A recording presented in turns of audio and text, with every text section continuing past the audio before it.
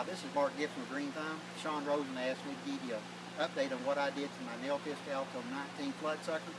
I was having problems with the effluent motor here getting stopped up. It would want to pump 20 seconds and actually suck through the vacuum for about 5 seconds. So what I did was I took this old motor out. Very, very simple. I just unwired it, took it out, and here's what I did. It's got an 1.25 inch discharge now. That's very important. All I did, took the top off, remove this whole silver back part. It unscrews with channel locks. Gasket, don't lose the gasket. It goes on the outside. Pulled up my old motor and slightly rewired it. Now this white thing right here is a ball valve. There's a ball in here. And what happens is when the vacuum comes on, this ball goes down and it keeps suction inside the unit. If you get rid of this right here, you will only suck in air from the outside, so make sure that you use this. This is an 1.25 inch street out. Leave it on there. All I did was I got a 2,700 gallon per hour solids handling motor. This one actually pulls in the small stuff like the leaf mulch and that sort of thing. Anyway, went from 2 inch to 1.25 inch, threaded this back on. Put her back down in here on the inside.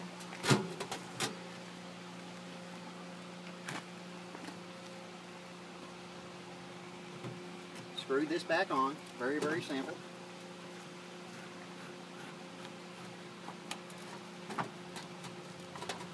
Now, the hoses that I use, this is a 2 inch pool hose, not to be confused with the hose that Sean likes. Can you see the difference in size? This is a little bit more than 2 inch, this is less than 2 inch. This one fits on the very, very front of your vacuum cleaner. I tried a 50-foot model. It doesn't suck very well, so I use the 25-foot. I can suck up anything faster and better than with a standard wet dry vac. This, all I did was I went and got an 1.5 inch nipple, put a clamp on it. This clamps in very, very easily to the back. I run this out. It's a 50-foot hose, runs completely down the way. Now you're going to ask me about wiring. All you do is just run this through the outside. There is a strain relief right here. And if you'll look, now this is facing you. It had a blue, a yellow, and a brown wire. That's much like Little Giant's wiring scheme. So I know that the blue is ground, and the yellow and green is ground, and the brown is hot. So when I came in with this new pump, the yellow goes on the left-hand side, the green goes in the middle, your hot wire black goes on the right-hand side. Notice that there's only 2 plugs on this. Anyway, takes just a second, fits back down in there, 2 little screws. Now you can put up to 650 watts in this, and this particular motor that I'm using only pulls like, I don't know, 250, 300 watts. It's 2,700 gallons per hour. I did 2 pond cleanouts today using just this motor right here. It never stopped sucking because the solids handling pump kept pushing debris out faster and the water out faster than it could collect.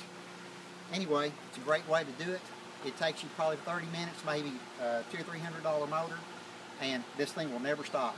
With this motor right here, this is mainly used by fire departments for water abatement out of a basement or something like that. When you're dealing with ponds, this just stops up too fast. So I'll get you any brand of solids handling motor that you want to, stick it in here, and like I say, when you plug it in, it says right here, 640 watts max. So any small 2,700, 3,000 gallon per hour motor will work fine. That's all I got to say. Hope this helps. Thanks and good luck, Helix Nation.